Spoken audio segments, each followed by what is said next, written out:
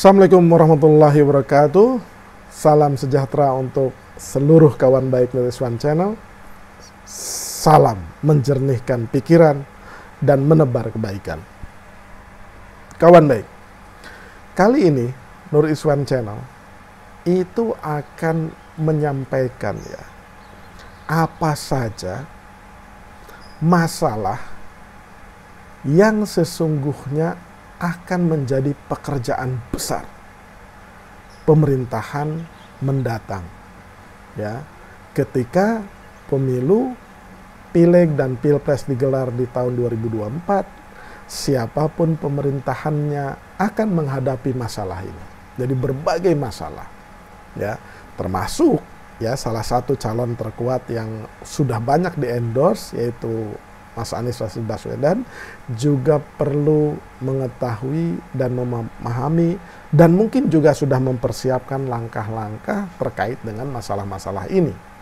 Nah, Nur Iswan Channel itu akan membuat serial, akan membuat serial tentang apa saja isu atau hal-hal yang penting dijadikan prioritas ketika Mas Anies itu memimpin insya Allah di 2024 mendatang gitu.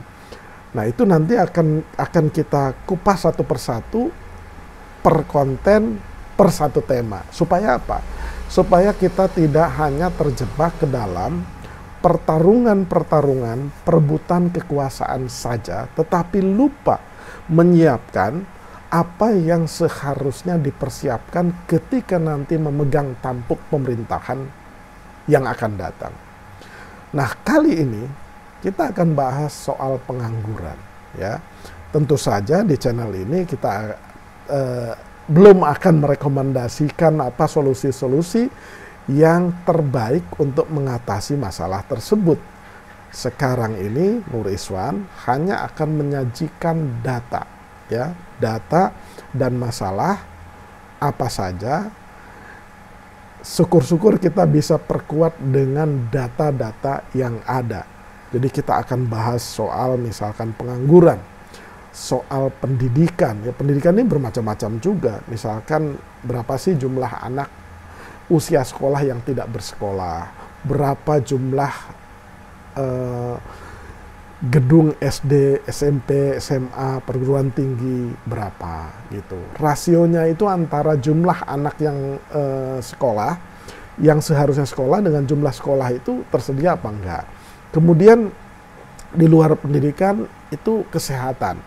Berapa sih sesungguhnya rasio ideal antara satu dokter dengan jumlah pasien? Berapa sebenarnya jumlah rasio ideal antara fasilitas kesehatan, di dalamnya mungkin ada klinik, juga ada rumah sakit, dengan jumlah pasien gitu. Nah, itu nanti kita akan ungkap satu persatu, dan ini adalah serial pertama. Serial pertama itu adalah tentang pengangguran. Kenapa pengangguran ini dipilih? Karena gini, pengangguran itu adalah masalah utama yang sering menjadi perhatian para ekonom ketika dalam membangun satu negara. Karena impact dari pengangguran ini, pertama, ketika orang menganggur, itu orang tidak berpenghasilan. Gitu. Ingat kalau orang menganggur kan orang tidak berpenghasilan. Nah, bagaimana dia bisa mempertahankan daya hidupnya ketika ia misalkan tidak berpenghasilan? Berarti ia akan menjadi beban orang lain. Ia kalau masih ada orang tua atau saudara yang bisa menampung. Tapi ketika ia tidak bisa mendapatkan atau memperoleh pendapatan, sementara dia harus menghidupi misalkan juga keluarganya atau menghidupi dirinya sendiri, dia itu pasti negara itu berada dalam masalah.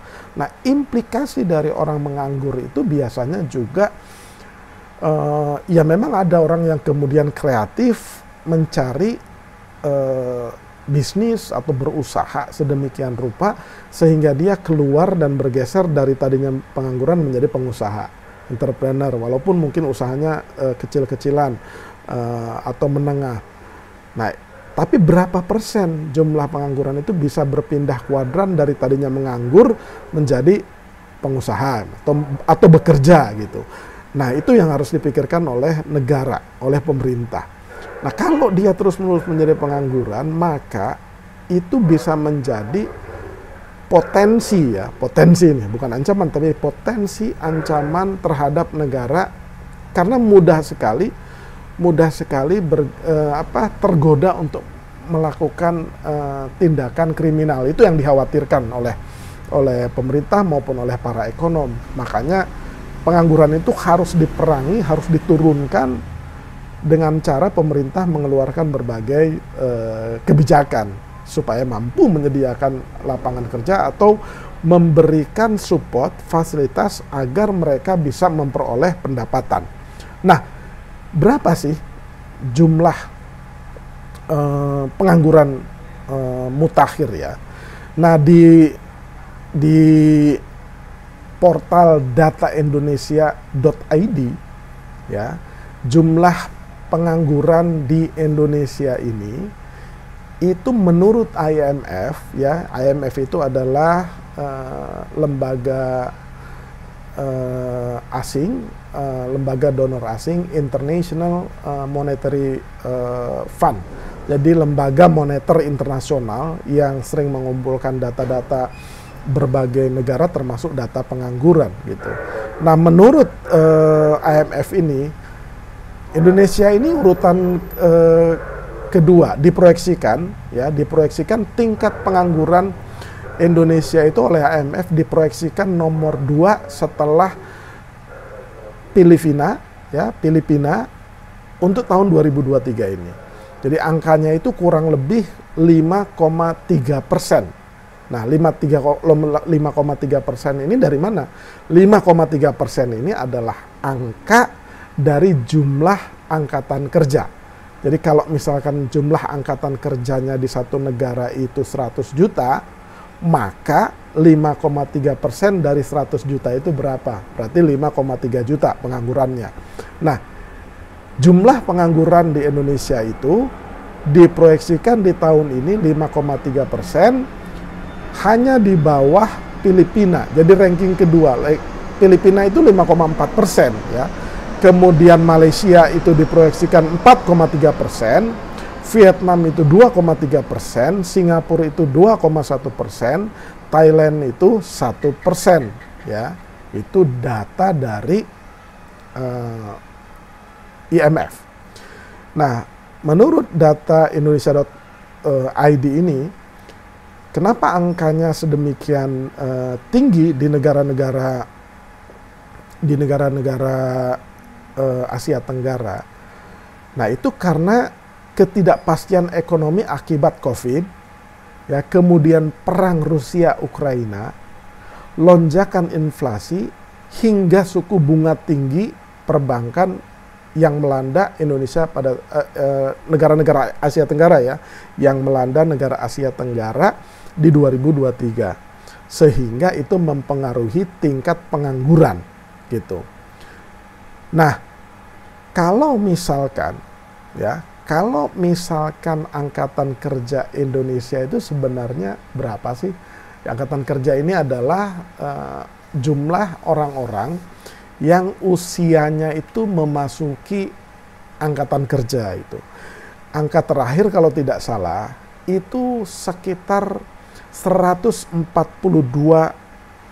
juta ya, rakyat Indonesia itu berada di usia yang seharusnya bekerja gitu ya. Nah, berarti kalau 142 jutaan jumlah angkatan kerja, 5,3% ya, atau 5%-nya let's say itu sekitar 7 jutaan gitu. Jadi range-nya itu antara 7 sampai 7,5 juta gitu. Di data yang lain, Biro Pusat Statistik itu menyampaikan bahwa tingkat pengangguran itu kalau tidak salah itu 5,8%. Ya. Kalau 5,8% dari 142 juta itu berarti tingkat pengangguran kita atau jumlah pengangguran kita itu sekitar 8,2 juta. Ya, jadi kalau pakai angka IMF 5,3% itu sekitar ya kurang lebih more or less sekitar 7 jutaan lah gitu. Kalau 5,8% ya sekitar 8 jutaan gitu. Nah, tapi angkanya tuh mirip-mirip. Nah, PR pemerintah sekarang dan jauh lebih baik lagi PR dari pemerintah, PR besar ya, pemerintah mendatang itu bagaimana menurunkan tingkat pengangguran ini yang jumlahnya sedemikian banyak ya. Beruntungnya Indonesia itu kawan baik ya, itu kita menganut sistem keluarga yang meluas ya, extended family kalau dalam bahasa Inggris itu. Jadi kita itu menganut keluarga besar ya. Makanya banyak dari kita, para orang tua kita, atau banyak juga mungkin kawan baik yang mungkin usianya, bekerjanya mungkin juga tidak mapan-mapan amat, itu sering menerima ponakan yang tinggal di rumahnya, sepupu, adik kandung, ipar, yang ikut ngenger atau ikut di rumah kita gitu ya, sehingga mereka kalau ikut di tempat kita, di tempat kawan baik semua juga mungkin pasti banyak yang mengalami seperti itu adalah sistem sosial yang kemudian menopang para pengangguran itu menjadi terbantu gitu. Setidaknya ketika mereka ikut di tempat kawan baik, kan ia tidak harus mengeluarkan kos gitu ya, tidak harus mengeluarkan, ya bisa menghemat living cost-nya, tidak hanya tempat tinggal tapi juga untuk hidup ya, makan gitu.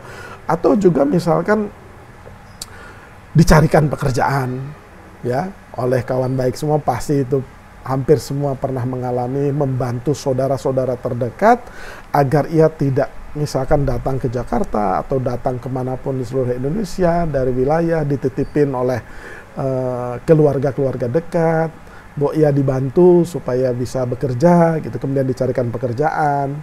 Tetapi dalam sisa waktu menunggu itu kan sambil mereka menganggur, misalkan itu membantu atau tinggal di tempat kawan baik seperti itu. Nah, sistem extended family seperti itulah yang memperkokoh kita sebagai satu bangsa itu, sehingga pengangguran itu tidak terblow up menjadi dan mendorong tingkat kriminalitas tinggi. Jadi bersyukur kita punya sistem sosial yang amat sangat guyup sebagai satu keluarga besar untuk membantu ya. Sebenarnya pemerintah berterima kasih nih kepada keluarga-keluarga di Indonesia, karena keluarga-keluarga di Indonesia itu mungkin hampir semuanya itu menjadi tempat penampung dari banyak orang pencari kerja, terutama yang dari daerah rural area atau dari kampung, kemudian datang ke keluarga yang sebenarnya belum mapan-mapan banget gitu. Hebatnya lagi, keluarga Indonesia itu walaupun di rumahnya mungkin tidak berlebihan, tetapi ketika dimintain saudaranya datang di tempat tinggalnya, itu most welcome tuh. Biasanya itu yang hebat tuh gitu. Jadi meskipun masih belum mapan, tapi keinginan untuk membantu itu tinggi, gitu. Itu kelebihan sistem sosial kita itu. Jadi nggak harus nunggu dia kuat dulu, dia kaya raya dulu, dia hebat dulu secara ekonomi untuk membantu saudaranya. Tapi justru yang hebat itu ketika ia belum berkecukupan, belum sangat mapan, tetapi membantu para pencari kerja atau sebut saja para pengangguran dari kampung-kampungnya yang notabene adalah keluarga mereka, untuk mereka support sehingga satu ketika dalam beberapa waktu, entah itu mungkin sebulan, 2 bulan, 3 bulan, setahun, 2 tahun, nah mereka menemukan jalannya bisa bekerja. Nah, itulah fakta yang seharusnya pemerintah turun tangan dalam menurunkan angka pengangguran itu. Dengan cara apa? Ya dengan cara menyediakan lapangan kerja atau akses terhadap job ya, pekerjaan gitu. Nah, caranya gimana? ya itu jadi PR mendatang. Rahasianya nanti akan Nulis One Channel sampaikan ketika sudah ada presiden yang sudah terpilih, ya kan, misalkan Anies Rashid Baswedan, kira-kira gitu. Nah demikian kawan baik, itu serial pertama kita ungkapkan data pengangguran di Indonesia yang harus diatasi dan merupakan pekerjaan besar pemerintahan mendatang.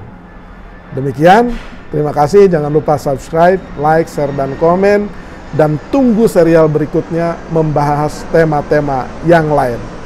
Terima kasih.